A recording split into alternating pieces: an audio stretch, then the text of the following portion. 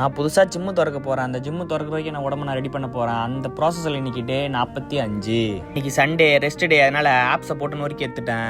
ஆப்ஸுக்கு என்னென்ன work out போட்டேன்னு போடுறேன், நோட் பண்ணிக்கங்க. ஆப்ஸை நொறுக்கி எடுத்த அப்புறம் இதான் ஃபைனல் ரிசல்ட்டு பாருங்க. நேற்று தலைவனை கழுவணும் இல்லையா, அதனால இன்னைக்கு பாலிஷ் பண்ணணும்னு சொல்லிட்டு நிறுத்திட்டேன். வண்டி வாங்குறதே ரொம்ப கஷ்டம், அதை நம்ம மெயின்டைன் பண்ணுறது இன்னும் கஷ்டம். அதனால கரெக்டாக மெயின்டைன் பண்ணி வச்சுக்கணும். நீங்கள் வண்டி வச்சிருக்கீங்கன்னா முடிஞ்ச அளவுக்கு அதை வெளில வாட்டர் சர்வீஸ் விடாதீங்க. ஏன் சொல்கிறேன்னா, வெளியே வண்டியை விட்டிங்கன்னா கட்டிங் ஆயில் அடிச்சு விட்ருவாங்க. கட்டிங் ஆயில் அடிச்சிங்கன்னா அவங்க பெயிண்ட் சீக்கிரம் ஃபேட் ஆக வாய்ப்பு அதிகமாக இருக்குது. ஃப்ளிப்கார்ட்டில் பார்த்தீங்கன்னா வண்டி இப்போ ஷைனர்னு ஒன்று இருக்கும், அதை வாங்கி யூஸ் பண்ணுங்க. வண்டி சூப்பராக இருக்கும். என் வண்டி வாங்கி 1.5 வருஷம் ஆகுது. எப்படி இருக்குன்னு பாருங்க நீங்களே.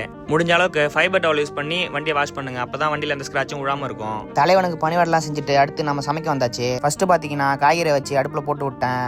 ரெண்டாவது ஒர்க்காக பார்த்தீங்கன்னா சிக்கனுக்கு மேரினேஷன் ரெடி பண்ண ஆரம்பிச்சிட்டேன். இந்த மேரினேஷனுக்கு என்னென்ன தேவைப்படுன்னு பார்த்தீங்கன்னா, கொத்தமல்லி கொஞ்சம், மிளகா 2, வெங்காயம் 1, அவ்வளோதான் இருக்கு. நம்ம செஞ்ச பேஸ்ட் நல்லா மிக்ஸ் பண்ணி மேரினேஷன் பண்ணி ஒரு 30 மினிட்ஸ் வச்சுட்டேன். 30 மினிட்ஸ் அப்புறம் ஏர் ஃப்ரையரில் போட்டு விட்டு எடுத்த ரிசல்ட் இதுதான். ஃபர்ஸ்ட் மீல் பார்த்தீங்கன்னா வேவும் ஓட்ஸும் மிக்ஸ் பண்ணி எடுத்துக்கிட்டேன். பிரிஞ்சு பார்த்தீங்கன்னா 150 gram chicken, 150 gram vegetables. Lunch பார்த்தீங்கன்னா 100 கிராம் ரைஸ், 150 கிராம் சிக்கன், கொஞ்சம் வெஜிடபிள்ஸ். ஈவினிங் ஸ்நாக் 200 கிராம் சக்கரவள்ளி கிழங்கு.